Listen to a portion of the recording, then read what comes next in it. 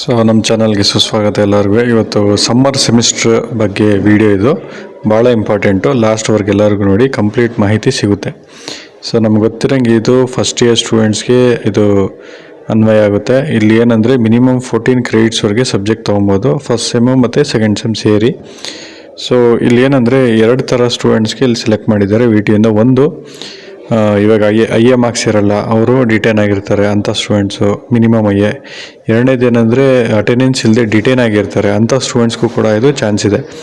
So first sem ಮತ್ತು second sem ಎರಡೂ select ಮಾಡಿಕೊಂಡು ಟೋಟಲ್ 14 ಕ್ರೆಡಿಟ್ಸ್ವರೆಗೆ ನೀವು ಸಬ್ಜೆಕ್ಟ್ಸ್ನ ಅಪ್ಲೈ ಮಾಡ್ಬೋದು. ಇಲ್ಲಿ ಏನಂದರೆ ನೀವು ಕ್ಲಾಸಸ್ನ ಅಟೆಂಡ್ ಮಾಡಬೇಕು, ಐ ಎ ಮಾರ್ಕ್ಸ್ನ ತೊಗೊಬೇಕು ಮತ್ತು ಎಕ್ಸಾಮ್ನ ಬರೀಬೇಕು. ಸೇಮು ನಿಮ್ಮ ಸೆಮಿಸ್ಟ್ರಿ ಯಾವ ರೀತಿ ರಿಪೀಟ್ ಆಗುತ್ತೋ ಅದೇ ರೀತಿ ಆಗುತ್ತೆ. ಅದ್ರ ಏನಂದರೆ ಕಮ್ಮಿ ಡ್ಯೂರೇಷನ್ನು. ಸೊ ಇದು ಡ್ಯೂರೇಷನ್ ಆಫ್ 1 ಮಂತ್ ಗಂಟ ಇದು ಆಗುತ್ತೆ. ಸೊ ಇದು ಒಳ್ಳೆ ಸುದ್ದಿ ನೋಡಿ. ಫಸ್ಟ್ ಇಯರಲ್ಲಿ ಯಾರ್ಯಾರು ಡಿಟೈನ್ ಆಗಿದ್ದಾರೆ, ಇಯರ್ ಬ್ಯಾಕ್ ಆಗಿದ್ದಾರೆ, ಐ ಎ ಮಾರ್ಕ್ಸ್ ಇಲ್ಲ, ಎಲ್ಲರೂ ಕೂಡ ಈ ಸಮ್ಮರ್ ಸೆಮಿಸ್ಟ್ರಿಂದ ಉಪಯೋಗ ಪಡಿಬೋದು.